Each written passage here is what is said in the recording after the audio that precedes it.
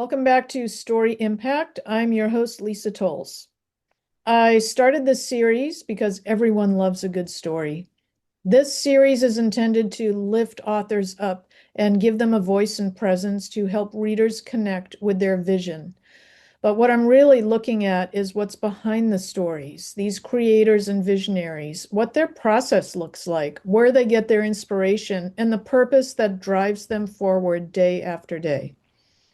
As well as being your host for this series, I'm also a crime novelist, and you can find my books on Amazon and on lisatolles.com.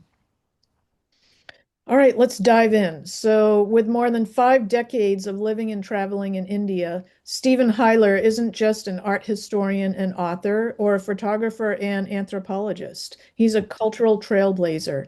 He's a man who has not only curated major museum exhibitions, but has spent over 100 months in the field documenting the sacred arts and extraordinary people of rural India.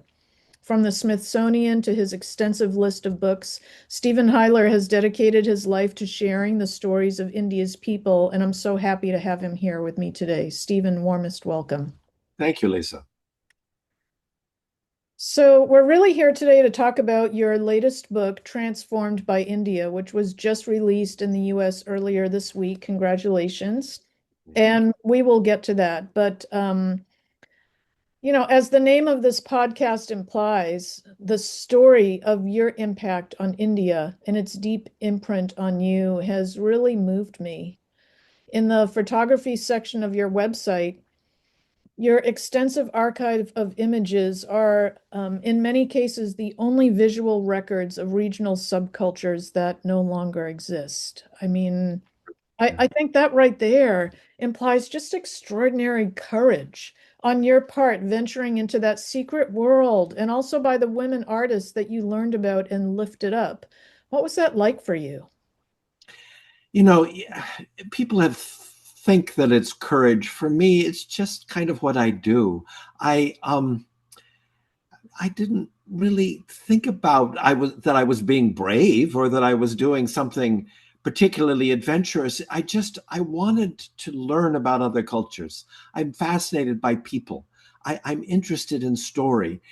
And I was at a very young age, at age 19, invited to go to India and arrived on my 20th birthday and really didn't look back. I found people who wanted to tell their story, wanted to share with me who they were. And I was interested in learning. And it really was more that than any sense of bravery or conquering new horizons or whatever. It was just interest. Wow. Did you have any idea, I mean, on your very first visit as like a 19 or 20-year-old, what your mission was to become, like giving voice to traditional rural cultures amid such a drive of modernization? Well, I don't know that I had any concept of the impact I would have, but I knew that people weren't being seen and heard, and I knew that the books that I read in preparation before going Mhm. were often written by foreigners who went with a preconceived idea, and I went just trying to be open to the cultures that I viewed myself, trying as much as possible not to take my own predisposition in, a judgment in, but just allowing the situation to unfold as I discovered it, as I found it. And that I think maybe is the pulse of what I do rather than that's the maybe perhaps the difference to my work and the reason that it's I've been amazed at how well this book has done in India and how many people have responded, including the young, and that I didn't really expect. The young adults who swarmed to me when I was in India with it. It was released in India in January, February, March when I was there, Mhm. and they just they were glad that there was a foreigner who wasn't condescending or exotifying their own culture. That was just letting them say who they were, tell who they were. Hmm. Um, that I think maybe is the difference. Wow. What I had the opportunity to read just a couple chapters of your latest book, and when I read your words and when I get transported through your photographs, I sort of feel the war between preservation and change. It's almost like as India was modernizing, you were doing the opposite, moving backwards, going deeper, listening to the past about what was about to be forgotten. Do you see this as sort of a theme, this the old versus new for you Well, personally, and also for the artists that you lifted up? yeah, I don't, it's not that I'm trying to preserve the past, nor go there, but simply that there are wisdoms of traditional cultures that, if ignored, if if not understood, then the future in some ways can have less meaning. So I'm very much interested. One of the reasons that my work was accepted in India in this last trip that I was there, the new book, was that I do embrace the future. I do embrace the present, very much so, but it's through finding ways to include an understanding of the past. And when I went to India when I was just 20, um, there was a sort of desperate need to move out from under the yoke of foreign oppression, the British Empire, Mhm. and to express themselves, Indians, as a new, modern, forward-looking culture, and often while ignoring their past. And I just found that there were aspects of the past that, if lost, it would be a pity. It would be sad because there was much there to be learned. Mm. Did you ever feel like you had to sort of insulate yourself from the political climate? I mean, like you were in India originally when, in 19 in the 70s, I mean, like did you feel like that was kind of um a backdrop to everything that you were considering for your projects, or were you just deeply focused on the art and the people? Was there any kind of like how did No, it work for you?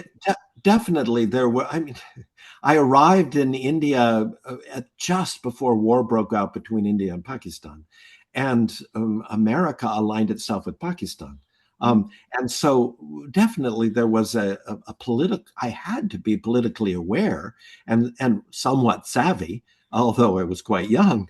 Mhm. Um, and then, through the years, there, I found that there was an openness in America that changed with the effect of 9/11, that we have learned to, for many reasons, to barrier ourselves against cultures that we have found to be perhaps threatening. While as for me, um, I find the communication between peoples and the similarities that we have more important uh, than those political disparities or those national identities. I think that humans are humans, and I think in general we are good. I think people are intend to be good. I think that people try to do the best for their families and for their children and for their future. And my life's work is really about trying to express those cross currents, the ways in which we're not that dissimilar as human beings. We may have different histories. We may have different profiles as individuals, but there's a heart that is similar. And there's an effort and an attempt of each mother for her child to make the best life possible for that child, and for father to care for the family.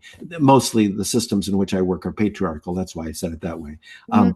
But uh, I think that's similar around the world. It's not the patriarchy, but I mean the fact of trying to care for one's family and see. And I mean, help in the future, help into the future, help the child navigate. That's the stories that I tell. It's yeah. So a couple of times you've said things here today that were kind of like accentuating commonalities instead of differences. And is that kind of an artifact of your being an anthropologist? I don't know that much about that field and about that science, but I mean, is that what cultural anthropologists do, is try to find commonalities between? Not not necessarily. Yeah, not necessarily. I'm sorry. I didn't mean to No, interrupt no, you. no, no, go ahead. Not necessarily. And in my first years in India, there was a belief among that field of anthropology that one could be objective. I think that as I've worked in the field of working with people, um, I've realized more and more how subjective everything is. And indeed, the field of anthropology has also, while I've been doing my work, not because of my work, but while I've been doing my work, other anthropologists have recognized that we're all subjective. You cannot be objective. You can't, as a photographer, I'm choosing to photograph. If I'm looking at you right now on the screen, I'm photographing your face, and I'm not photographing that which is right out there or right out there. That's subjective. That's a choice. Hmm. And we all, as writers, we make a choice to form our words in the way that we are, tell the stories in the way that we feel might most appeal to a reader and might most, um, ring their bells or challenge them, or it may not be something that they're familiar with. It might be something that's very different, but we're still being subjective. We're still choosing what the words we express and the images that we convey. And so anthropology years ago thought somehow that anthropologists thought that we had an overview. I don't think people have that same self-conceit anymore. I think that we're all in this together. We really are. And for me, the best way to understand a culture is by being as open as possible and as non-judgmental as possible, and allow people to be who they are. And then maybe I can record it, and maybe they will feel confident enough to really tell me uh, what they're about, or what they want, or what their own stories are. Let's talk about your photography for a moment because I was just so deeply moved by the experience of looking through really just kind of a random assortment of your photographs. I wasn't going chronologically. I just wanted to kind of get a sense of how you look at the world as an artist and as a photographer. And I was struck by a couple things. There's one image, I'm sorry, I don't know the names of these. There's one image of, I think, three women, and you can see these vibrantly colored saris, and they're kind of standing close to each other. You can't see their faces or their heads, but I mean like the color and the texture and the Is vibrance. that the photograph that's right behind me there? Do No, you it's see that? no, it's not that. It's similar Yeah. to that. I'll have to find it. Anyway, No, it was such a beautiful such a beautiful experience of color, texture, and so much came alive visually. Um, and then there's another image that really struck me, and it was the complete opposite. It has the word lavender in the title, and it's three individuals bathing, maybe in the Ganges. I'm not sure. correct. What That's what they. what is that called? That title? I don't know, lavender morning or lavender Something sunrise or something something like like that. that. Yeah, Yeah. yeah. Yeah, it's very muted. You can't really see anyone, but still, I mean, like that's what makes it captivating. I mean, like it's a little blurry and I'm moving like deeply in and I just have such a sense of the essence of their story, of their being there, of that immersion and kind of the opposite effect. Thank you. Yeah, thank you. The lavender photograph is for me. I've been sort of felt since I first went to India when I was so young that there are veils of of time that overlap one another, and simply by pulling them aside, I could see into another century, another Mhm. life, another way of being. And so some of my photography attempts to convey that, and that picture for me is about that. That second picture you referred to, the other I think was when I was photographing a dance with women, and it Okay. was it just the vibrancy of that dance. Mhm.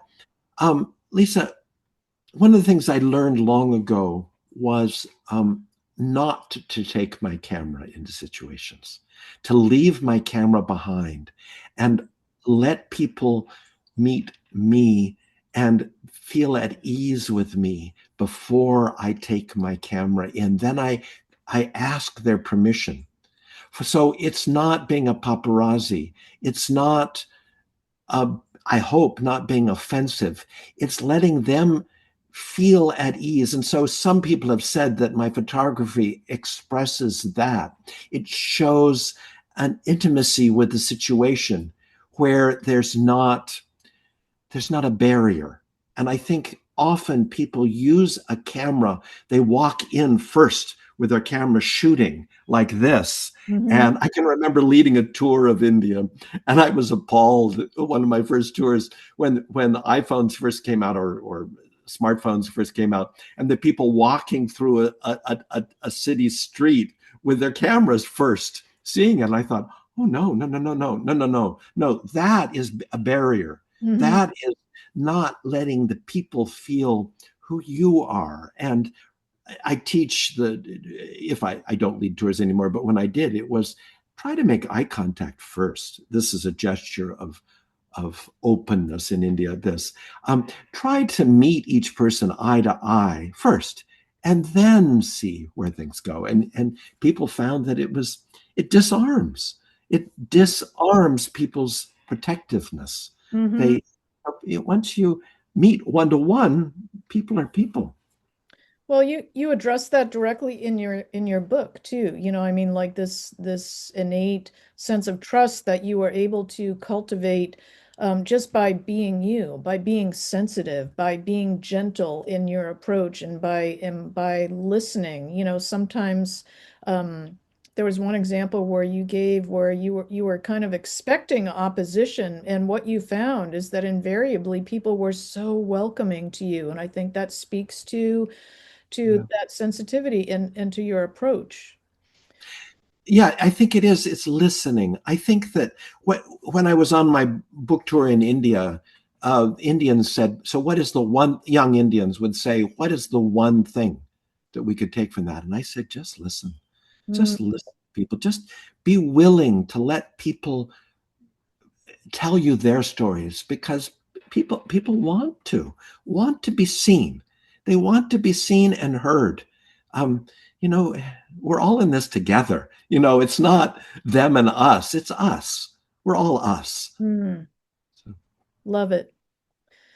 Um, all right, so thinking about the over 5 decades that you have spent in your deep immersion in India and documenting these extraordinary people and stories, I can't not ask this question about technology. You said something funny about in your book about digital photography, and like it seemed like you were almost implying that with all of its efficiency and speed, it was really just simply introducing a different set of problems, because now you didn't have time to visit with people after dinner. You didn't have time for that kind of camaraderie because you were downloading your images. And so while it gave you one thing, it took away something else. I mean, thinking it's so about like true. technology and the internet, in the years that you've been going back and forth to India, what kind of an impact has that had on these cultures? An immeasurable amount of impact. The communities in which I travel, and it's really in every district of India. I've traveled more extensively than any other foreigner I'm aware of ever. So I know that's a preposterous statement, but I, I stick by it. And in that, I rarely found people who were unaware.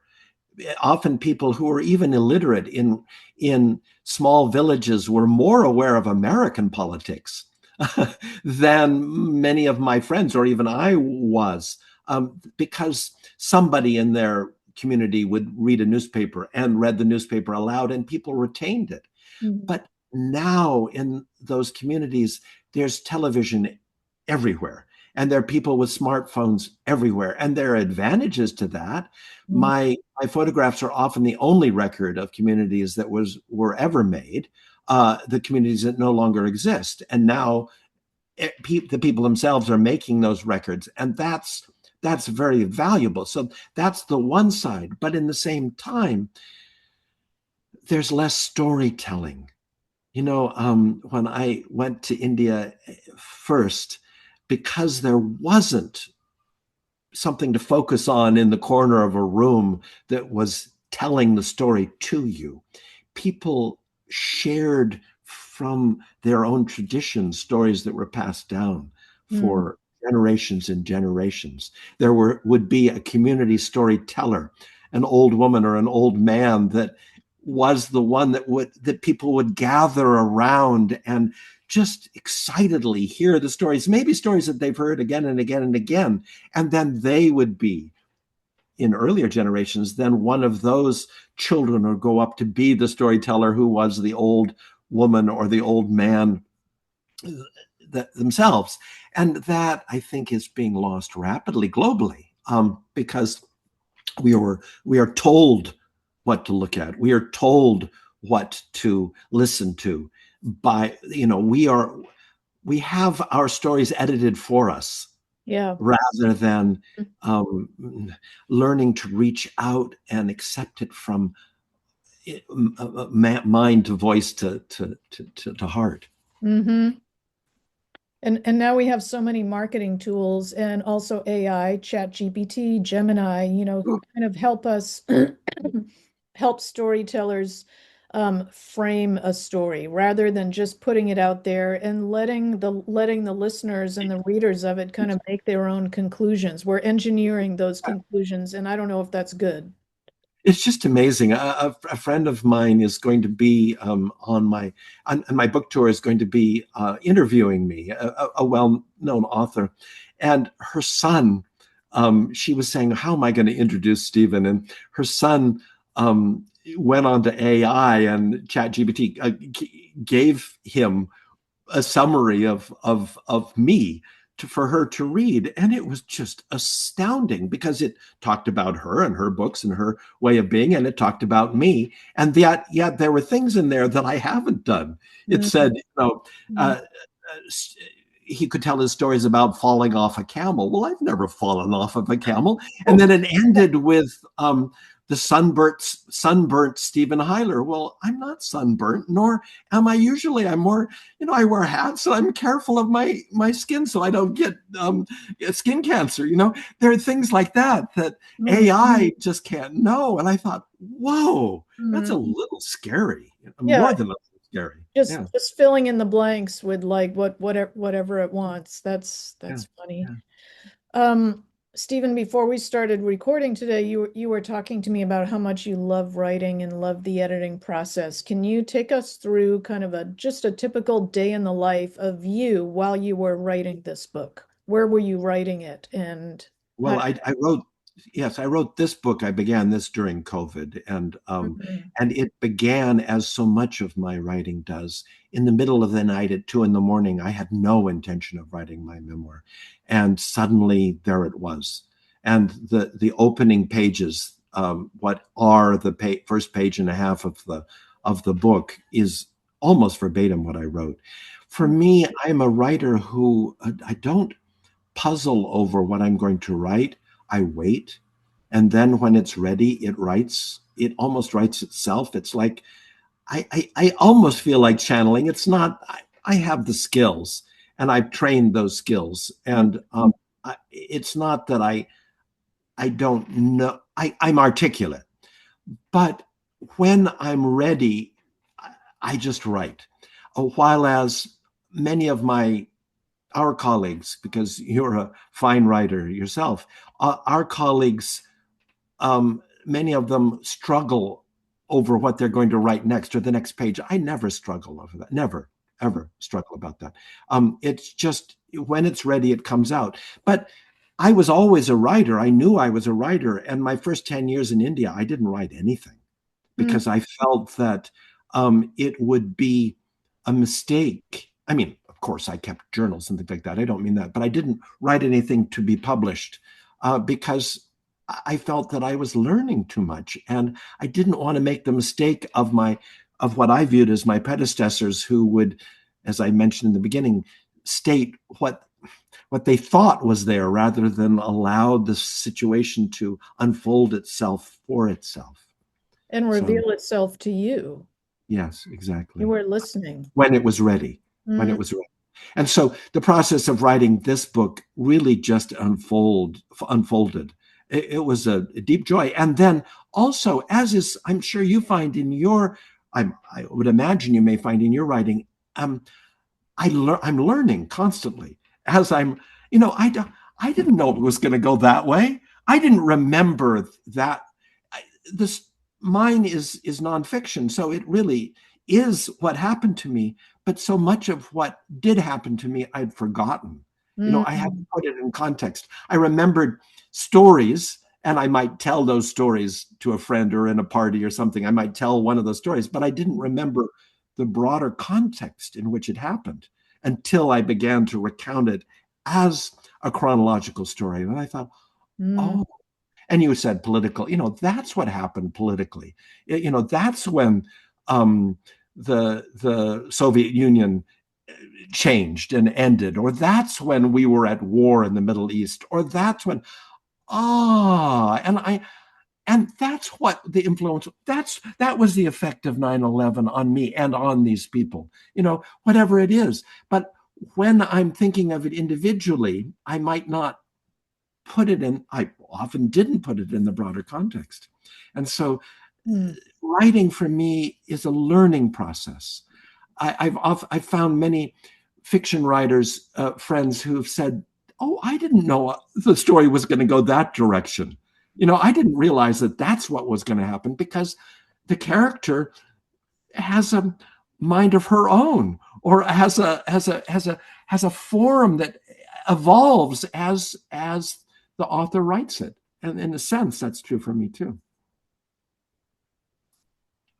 Was there ever a moment that you can remember um, where you just felt like concretized in the notion of this is where I was supposed to be? This is what I was meant to be doing. Was there anything like that for you?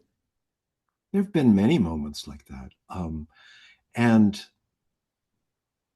I mean, I was raised in a very strict Christian family, but I had an experience in a Hindu temple in South India about 25 years ago, where I was in a temple that was basically dedicated to women and worship of a goddess. And I had a very concrete, to use your word concretized, a concrete memory, whether it's true or not, doesn't matter, memory that I had vowed in a previous life to do what I'm doing in this life. Mm. That I had vowed to try to help people to understand one another between that culture in South India and other cultures of the world. And whether that has any validity in truth or not, who knows? It may have simply been a fantasy, but it certainly was. Oh, that's why I'm here. Mm-hmm. And that was it was in a temple that men are not generally allowed in, and the circumstance, I was in a very rare opportunity, and that's how it hit me. So who knows why? Well, yeah, that's exactly what I was asking. That's so for any viewers who might not be familiar with your work and your legacy, what do you want to leave them with after reading Transformed by India? What do you hope they'll pull from that? Each human being is worthy of consideration. No one is superior to anyone else. No one is smarter than anyone else because we all have different levels of intelligence or ways of expressing ourselves. And that don't dismiss. I mean, I hope that I've learned not to dismiss anyone. As some people will not appeal to me. Some people are, I find I have to protect myself because that person might be dangerous or out for themselves. But don't I try not to dismiss other people as being unworthy of attention because all of us, everyone, we're in this together, as I said earlier. It's all us. It's not them and us. That's beautiful. Where can readers find this book, Transformed by India, and it's published by Piper It's called Pippa Ran, Piper. Pippa Okay. Ran in Cambridge, England. Well, it's available in bookstores around the United States, online if one looks in those kinds of servers. And I have a website. My name is Stephen Huyler, Huyler, and Stephen with a PH, stephenhuyler.com.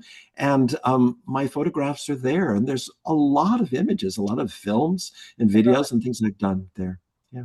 Yeah, I spent most of this morning watching some of those beautiful films. That was a treat and such a wonderful way to wake up. Stephen, what's next and what are you working on now? Well, I do love fiction.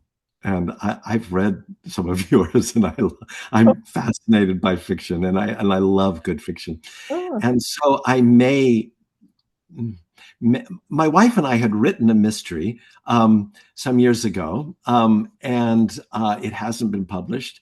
But I've been considering writing a historical fiction mm. um, next, and one that's based loosely upon my unusual family, but would take it a different direction. So. Wow. Well, what a treat today. Thank you for joining us. And I'm so excited to read all of your book, not just the couple chapters that I got. And I'm going to enjoy diving into that. And I will also send you my latest book that comes out Please. next month. But Oh, please. Yes. Oh, I yes. certainly will. Stephen, Yeah. thank you so much for joining us. And viewers, we will see you next time.